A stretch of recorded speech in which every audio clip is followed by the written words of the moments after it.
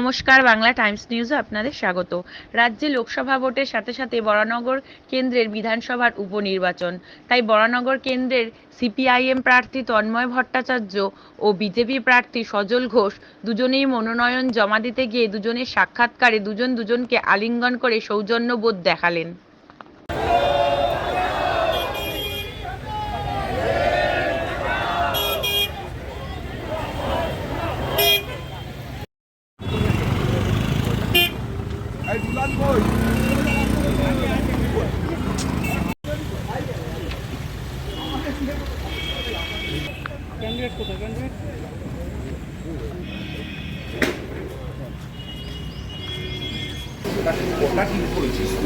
যে যা সকাল থেকে যতগুলো ঠাকুর পেয়েছি, হ্যাঁ, এবার এবার এবার তন্ময় ঠাকুরকে প্রণাম কর, তন্ময় ঠাকুরকে প্রণাম কর।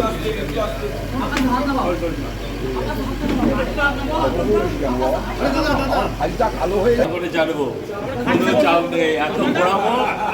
এত ঘোরাবো তন্ময় নাম আমার মতো হয়ে যাবে। আপনারা এটা দেখবেন কিন্তু।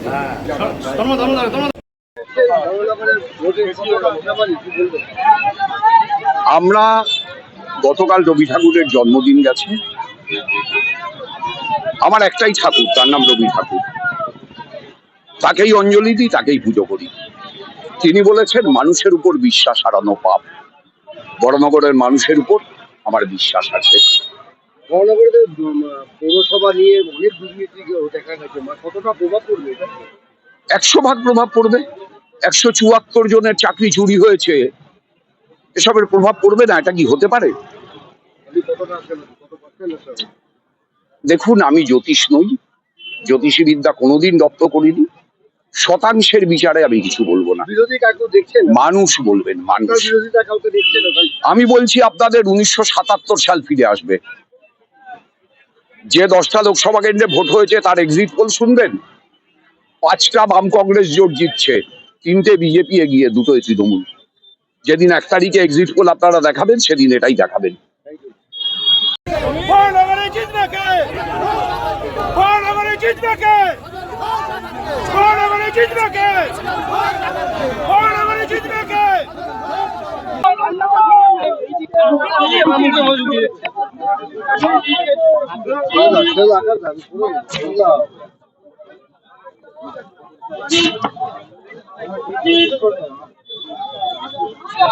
আবার তুমি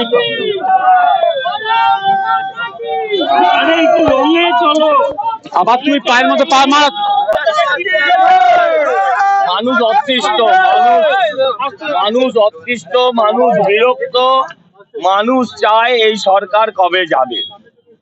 তারা যে কোনো নির্বাচনেই তারা সরকারের বিরুদ্ধে ভোট দেবে, শুধু ভোটটা দেওয়াতে হবে, আর কিছু করতে হবে। তাপসদার জায়গায় আপনি দাঁড়িয়েছেন, তাপসদা কি বলছে, তাপসদা কিভাবে নির্বাচন লড়ার কথা, কোনো অভিজ্ঞতা বা কোনো কিছু শেয়ার করেছে আপনার সাথে? হ্যাঁ, সব করেছেন, যেগুলো সব বলা যাবে না। বলছি সন্ধ্যাখালিতে আরো একটা ভিডিও ভাইরাল হয়েছে, সেখানে দেখা যাচ্ছে প্রেক্ষাপট বলছে যাতে করে সব এআই, এগুলো সব চক্রান্ত চলছে। চক্রান্ত করে মানুষকে ভুল বোঝানোর চেষ্টা হচ্ছে। রাজ্যপাল আজকে ভিডিও প্রকাশ করছে, রাজ্যপাল আজকে ভিডিও প্রকাশ করছে, তার বিরুদ্ধে যে দুধটা দুধ পানি কা পানি হয়ে যাবে। ভিডিওটা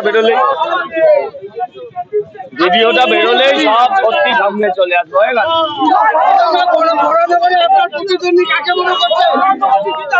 চোরেদের নেত্রীকেই আমি আমার প্রতিদ্বন্দ্বী মনে করি, কোনো অভিনেত্রীকে নয়।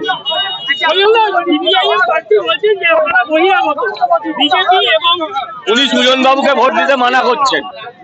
উনি আসলেই সুজন বাবুকে ভোট দিতে মানা করছেন। উনি যখন এমএলএ হয়েছিলেন তখনও তো উনি বহিরাগত ছিলেন।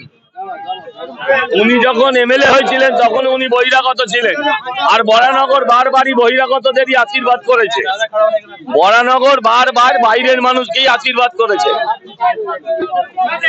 আর উনি বহিরাগত বলে আসলে যাতে সুজন বাবুকে কেউ ভোট না দেয় সেই কথাই বলছে।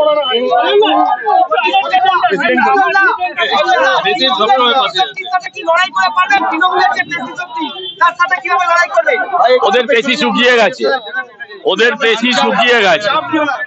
জনগণের শক্তির থেকে, জনশক্তির থেকে পেশি শক্তি কখনোই কোনোদিন বড় হতে পারে না। জনশক্তি সবচেয়ে বড় শক্তি। জিতবে জিতে গেছে।